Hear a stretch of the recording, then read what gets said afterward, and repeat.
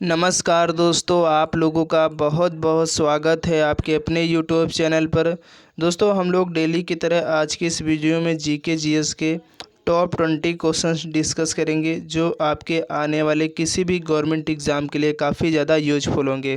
दोस्तों, GK GS के ऐसे क्वेश्चन आपके सभी एग्जाम में बार बार पूछे जाते हैं, तो आप लोग जीके जीएस पढ़ने के लिए हमारे इस चैनल को आप लोग ज़रूर सब्सक्राइब करिएगा अगर आप लोग चैनल में पहली बार आए हैं। तो चलते हैं दोस्तों, आज के सेशन को हम लोग स्टार्ट कर लेते हैं और आप लोग ज़रूर दोस्तों इस वीडियो को एक बार शुरू से लास्ट तक पूरी देखिएगा। तो दोस्तों स्टार्ट कर लेते हैं। आपके स्क्रीन पर फर्स्ट क्वेश्चन है कि शरीर की सबसे बड़ी ग्रंथि कौन है। आप लोग बताइएगा दोस्तों, काफ़ी इंपॉर्टेंट प्रश्न है और आपके हर एक एग्ज़ाम में बार बार पूछा गया है कि शरीर की जो सबसे बड़ी ग्रंथि होती है कौन सी होती है। तो दोस्तों आपको याद रखना, मानव शरीर की जो सबसे बड़ी ग्रंथि होती है दोस्तों यकृत होती है, यानी इस क्वेश्चन का ऑप्शन सी बिल्कुल करेक्ट हो जाएगा। नेक्स्ट क्वेश्चन है दोस्तों, कौन सा एंजाइम लार में पाया जाता है। यानी दोस्तों ये भी क्वेश्चन आपके एग्जाम की दृष्टि से बहुत इंपॉर्टेंट है कि दोस्तों लार में पाया जाने वाला जो एंजाइम है उसका क्या नाम होता है। तो दोस्तों आपको याद रखना, लार में जो पाया जाने वाला एंजाइम है टाइलिन नामक दोस्तों एंजाइम पाया जाता है लार में। तो इस क्वेश्चन का ऑप्शन सी बिल्कुल करेक्ट हो जाएगा। नेक्स्ट क्वेश्चन की तरफ बढ़ते हैं कि मनुष्य में बुद्धि एवं चतुराई का केंद्र कौन सा है। यानी आपको दोस्तों बताना, काफ़ी महत्वपूर्ण प्रश्न है कि जो मनुष्य में बुद्धि एवं चतुराई का केंद्र माना गया है वो किसे कहते हैं। तो दोस्तों मनुष्य में जो बुद्धि एवं चतुराई का केंद्र है वो सेरिब्रम है, यानी इस क्वेश्चन का ऑप्शन सी बिल्कुल करेक्ट हो जाएगा। चलते हैं नेक्स्ट क्वेश्चन की तरफ। अगर दोस्तों सेशन पसंद आ रहा तो आप लोग फटाफट सेशन को लाइक कर दीजिएगा। चैनल में पहली बार आए तो प्लीज़ चैनल को सब्सक्राइब करना बिल्कुल भी मत भूलें और ज़्यादा से ज़्यादा दोस्तों इस वीडियो को अपने दोस्तों तक फटाफट शेयर कर दीजिएगा।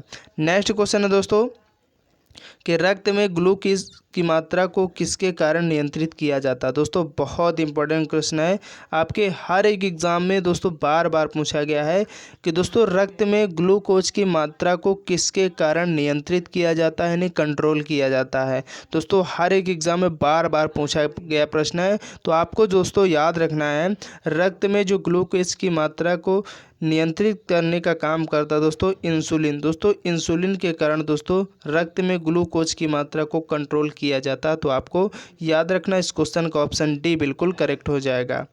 नेक्स्ट क्वेश्चन है कि हार्मोन शब्द का नामकरण किसने किया था। दोस्तों ये भी क्वेश्चन बहुत इंपॉर्टेंट है, तो आपको दोस्तों याद रखना हार्मोन शब्द का जो नामकरण है वो किसने किया था। तो दोस्तों बेलिस एवं स्टार्लिंग के द्वारा हार्मोन शब्द का जो है नामकरण किया गया था। तो इस क्वेश्चन का ऑप्शन सी बिल्कुल करेक्ट हो जाएगा। नेक्स्ट क्वेश्चन है, फाइकोलॉजी में किसका अध्ययन किया जाता है। दोस्तों बहुत इंपॉर्टेंट प्रश्न है ये, आपका यूपी पुलिस कांस्टेबल का जो एग्ज़ाम हुआ था 17 और 18 फरवरी को दोस्तों, उसमें ये क्वेश्चन पूछा गया था कि जो फाइकोलॉजी है इसके तहत किसका अध्ययन किया जाता है। तो दोस्तों आपको याद रखना शैवाल का।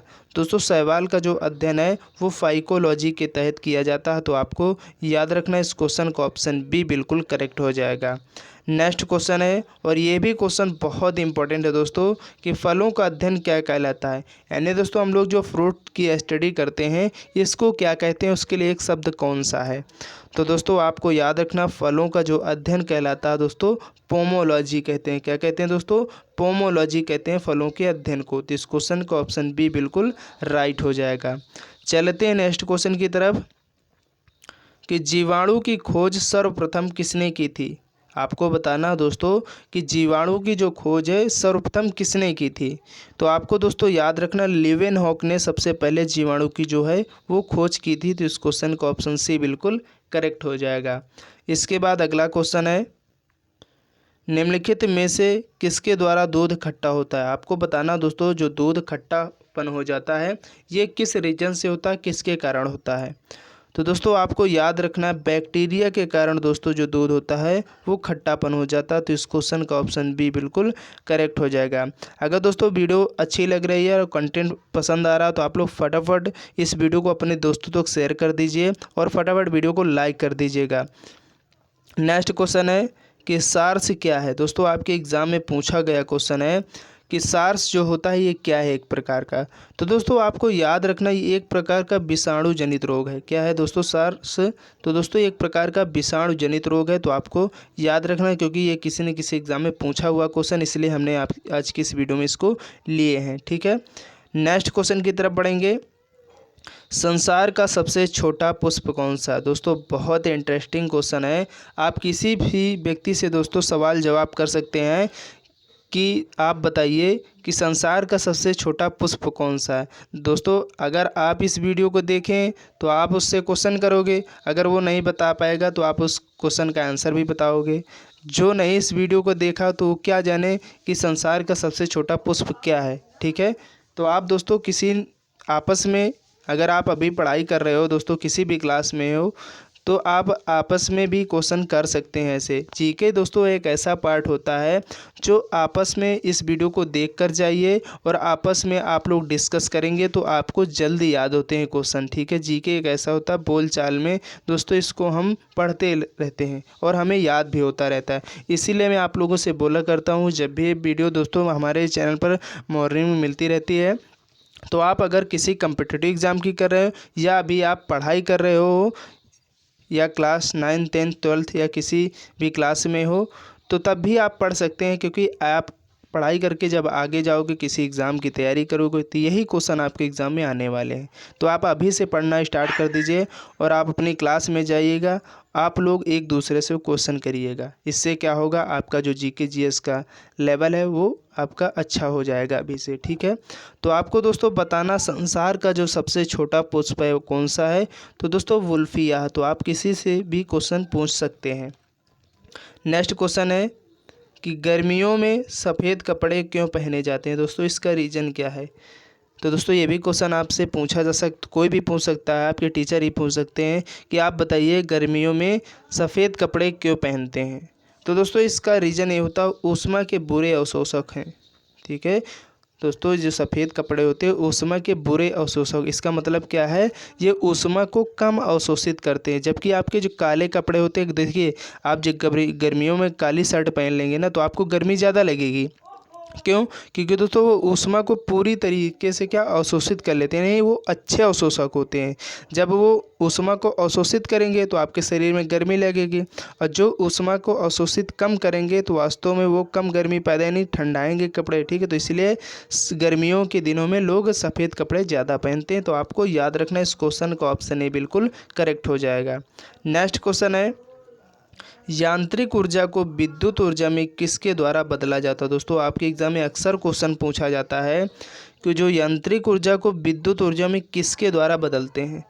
तो दोस्तों डायनमो एक ऐसा यंत्र है जिसके द्वारा हम लोग यांत्रिक, क्योंकि ये यंत्र है तो यांत्रिक ऊर्जा को ये विद्युत ऊर्जा में बदलता है, तो आपको याद रखना है। नेक्स्ट क्वेश्चन है, सूखी बर्फ़ किसे कहते हैं? दोस्तों बहुत बार आपके एग्ज़ाम में पूछ लिया जाता है और आपसे भी पूछ लिया जाता है कि बताइए आप कौन सी क्लास में पढ़ते हैं। बोले आप 10th में पढ़ते हैं, तो कहेंगे बताइए आप साइंस का हमारे क्वेश्चन का जवाब दीजिए, तो हम जाने आपकी साइंस मजबूत है। तो आपसे पूछेंगे दोस्तों कि सूखी बर्फ़ किसे कहते हैं, तो आप तो अचंभित हो जाएंगी, भाई सूखी बर्फ़ को और क्या क्या कहते हैं भाई। तो आपको याद रखना सूखी बर्फ़ दोस्तों किसको कहते हैं, तो कार्बन डाइऑक्साइड, यानी जो दोस्तों ठोस कार्बन डाइऑक्साइड होती है उसको सूखी बर्फ़ भी कहते हैं, आपको याद रखना है। नेक्स्ट क्वेश्चन है, किस धातु का गलनांक सबसे अधिक होता है? दोस्तों आपके एग्जाम में बार बार क्वेश्चन पूछा गया है कि ऐसी कौन सी धातु है जिसका गलनांक सबसे अधिक होता है। तो दोस्तों आपको याद रखना टंगस्टन एक ऐसी धातु है जिसका गलनांक सबसे अधिक होता है। तो इस क्वेश्चन का ऑप्शन बी बिल्कुल राइट हो जाएगा। नेक्स्ट क्वेश्चन है कि दूध की शुद्धता किस यंत्र के द्वारा नापी जाती है? दोस्तों काफ़ी इंपॉर्टेंट प्रश्न है और आप लोग फटाफट इस क्वेश्चन का जवाब दीजिएगा कि जो दूध की शुद्धता होती है वो किस यंत्र के द्वारा मापी जाती है। तो आपको दोस्तों याद रखना लैक्टोमीटर के द्वारा दूध की जो शुद्धता है वो मापी जाती है। इस क्वेश्चन का ऑप्शन सी बिल्कुल करेक्ट हो जाएगा। नेक्स्ट क्वेश्चन है कि टेलीविज़न का आविष्कार किसने किया था? आप लोग बताइएगा दोस्तों, पूछा गया क्वेश्चन आपके हर एक एग्ज़ाम में कि टेलीविज़न का जो आविष्कार है वो किसने किया था। तो दोस्तों जेएल बेयर्ड के द्वारा टेलीविज़न का आविष्कार किया गया था। क्वेश्चन का ऑप्शन ए बिल्कुल राइट हो जाएगा। नेक्स्ट क्वेश्चन है कि बैटरी बनाने में किस अम्ल का उपयोग होता है। दोस्तों आपको मालूम होना चाहिए जो बैटरियां बनती हैं इसमें किस अम्ल का यूज़ करते हैं। तो आपको दोस्तों याद रखना सल्फ्यूरिक अम्ल का प्रयोग किया जाता है इनमें, यानी H2SO4। दोस्तों सल्फ्यूरिक अम्ल का जो फार्मूला होता है वो H2SO4 होता है, आपको याद रखना है।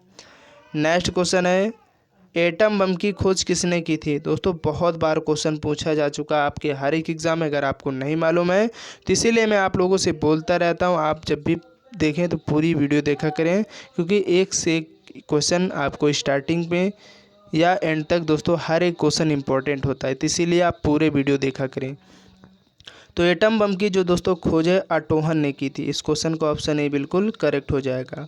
और दोस्तों आज की इस वीडियो का लास्ट क्वेश्चन है 20 कि वायुमंडलीय दाब नापने वाला यंत्र कौन सा है। बार बार पूछा हुआ क्वेश्चन आपके हर एक एग्जाम में, तो आपको दोस्तों याद रखना है वायुमंडलीय दाब नापने वाला जो यंत्र है दोस्तों बैरोमीटर के द्वारा जो है वायुमंडलीय दाब को मापते हैं। तो इस क्वेश्चन का ऑप्शन ए करेक्ट हो जाएगा।